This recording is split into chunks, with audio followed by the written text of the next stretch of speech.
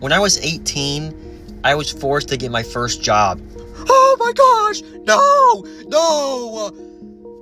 And I was like so scared and anxious especially because of the interview. The interviews are always like something that gets me super, super anxious. But just the fact of having a job was super scary to me because it's just social interaction. And I was so scared of having to put myself out there and, having to do something that I didn't really want to do, although you're getting paid money for it. Like I just want to be unemployed playing the game all day when I was 18. But obviously at some point you have to grow up, right? And for me, what I told my parents is like, I'm not gonna, I don't, it's fine. I don't need a job. I'm going to do investments and stocks. It's all right. I was telling my mom when I was 18 years old that I was going to do investments and stocks, and I'm not going to get a job because I want to do those things. I saw these videos on YouTube, the advertisements of the drop shipping, and I was like, I'm going to do this, man. This is so easy. I don't have to talk to really anyone. I can just sit on my computer and make 10K, 6 figures a month, and, that's my job. And I did no research. I did nothing. But I just saw these ads, and I was like, I'm going to do that.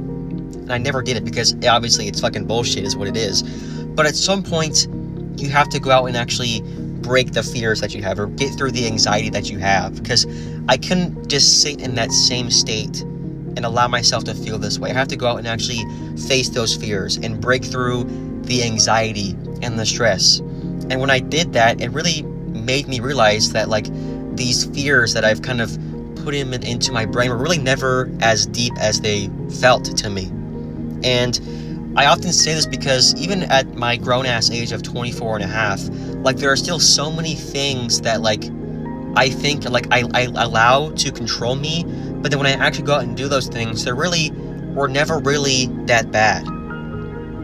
And for me, it was just me trying to take the easy way out and trying to find like a way to go through life by taking a shortcut or doing things like that. Now, I'm still the type of guy who like complains when I have to do my job, like me when I have to do my job and I'm in complete despair and agony because somebody's asking me to do my job. Like, how dare you? Like, I'm still like that because I don't want to fucking work.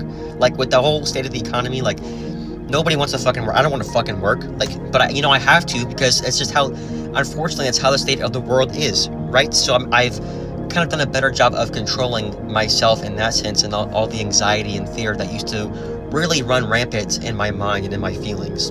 And it wasn't until 2 years after I got my job that I actually persevered and went through a McDonald's drive-thru for the first time, because that for me was a super anxious experience. I was so scared to like tell somebody like what I wanted from McDonald's.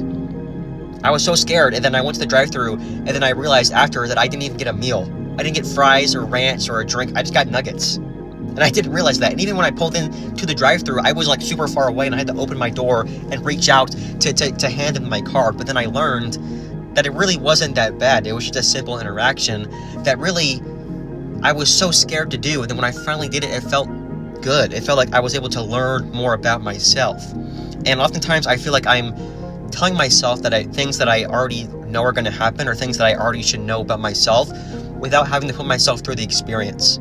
And so when I actually realized that I haven't really experienced that much, it's because my mind likes to control the outcomes of those experiences that haven't even happened yet. So my mind can be prepared for when those things happen without actually having to go through those experiences. And so I think it's just funny to like look back at myself and realize how far I've grown past the fears that used to control me when I was younger, and realize that even though I'm still 24 and I still have those same kind of problems now at sometimes, like then I always realize like, wait, what the fuck is Blood waffling about? What is this guy waffling about? Like, it really was never that deep, and I just made it out to be that deep, and I made all these overthinking narratives that really controlled me and put more fear into myself, and then I realized it wasn't really that bad.